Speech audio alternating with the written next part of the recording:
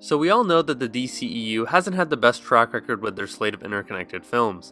Man of Steel was fine, but didn't really capture the essence of Superman. It had great action, but its story and characters weren't good enough for me to call it anything other than average. I don't hate it, I just think it's okay.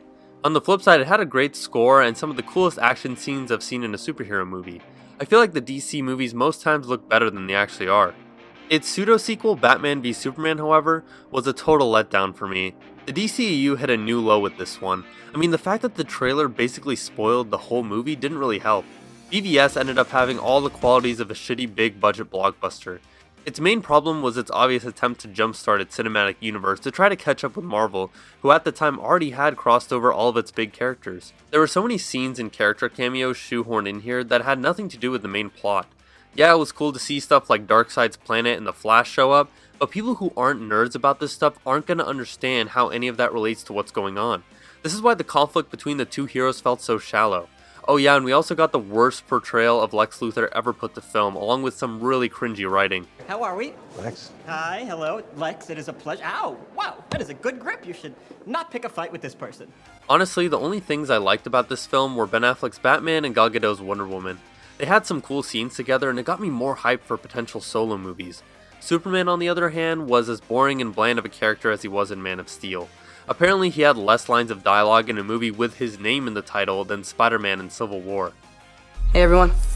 I enjoyed Suicide Squad more than BVS just for the fact that it didn't take itself too seriously. It gave us the second worst villain in the DCEU and what most people would agree to be the worst Joker put to film. It also was so crowded with characters that most of them didn't really have much development. This movie tried so hard to be DC's Guardians of the Galaxy but just ended up being a cheap imitation. We all know Wonder Woman is the good one. It had great characters, focused story, and brightened up the grim look the other movies had. It gave the DCU some hope, but that hope soon fell away once Justice League came out that same year. It tried to fix a lot of the tonal issues of the other movies by adding in more jokes and color, but that obviously didn't make the movie much better. Its story was so paint by numbers, and I think it actually has one of the worst superhero villains put to screen. It's no surprise that all the characters feel underdeveloped, and yeah, Superman's CGI upper lip just made me hate the character even more. I like that he was more charismatic in this one, but he's only in it for like 10 minutes near the end. This is a painfully average movie, but for Justice League fans like myself, it was such a big letdown. After this, the DCEU seemed like it was dead, especially because of Justice League's poor box office numbers. Yeah. Oh, something is definitely bleeding. But then DC released trailers for the next two films, leading to a lot of fans regaining hope for their cinematic universe again. These movies actually looked more fun, and we're finally getting our first taste of the quote-unquote new and improved DCEU with Aquaman.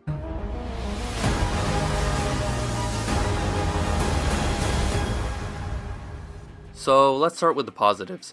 Jason Momoa does a great job playing Aquaman.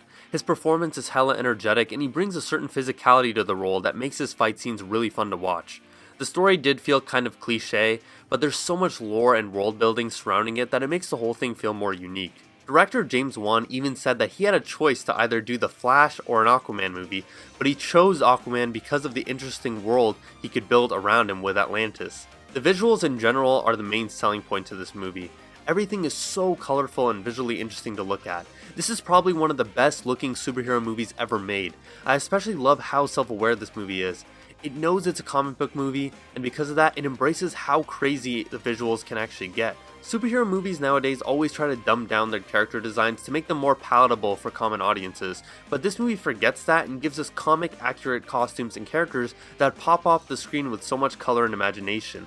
Some scenes were a little bit jarring for me the first time around, and I can see some people being turned off by it, but I respect the movie for taking risks like it did.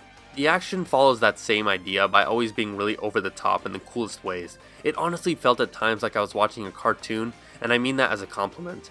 Black Manta and Ocean Master are also probably the strongest villains in the DCEU, character-wise.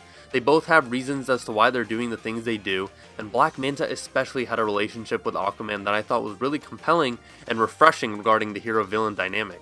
The problem with this movie though is that the story is pretty simplistic when you break it down. There are a lot of scenes where characters are just listening to someone talk about where they need to go next and why.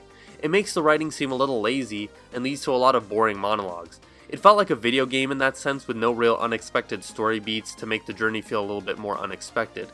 It's simple and it works, but not something I'd praise the movie for. At least the story is actually coherent compared to a lot of the other DC films, but that shouldn't really be an achievement. I think there are also too many action scenes. Since a lot of time is given to the action and these exposition dumps, it's hard to find moments where the film actually lets its characters breathe and have more personal moments with each other. Aquaman definitely gets the most characterization in this movie, but it leaves a lot of the others feeling pretty shallow. They all have understandable motivations, but that's about it. In the end, I'm going to give Aquaman a 7 out of 10. I can totally see some people thinking it's a big CGI-filled mess, but the fact that it breaks the mold with such a new visual style and is just a fun time makes me more forgiving for its somewhat bland storyline and underdeveloped characters. I definitely think Wonder Woman is a better film, but I had more fun watching this one and I'm more excited for the potential of a sequel after how it ended. It's weird, but I think this might actually be my favorite DCEU film, and it gets me more excited for the upcoming Shazam movie. If I quit this season, I still be the greatest. You okay? Why are you talking? Be humble. Sit down.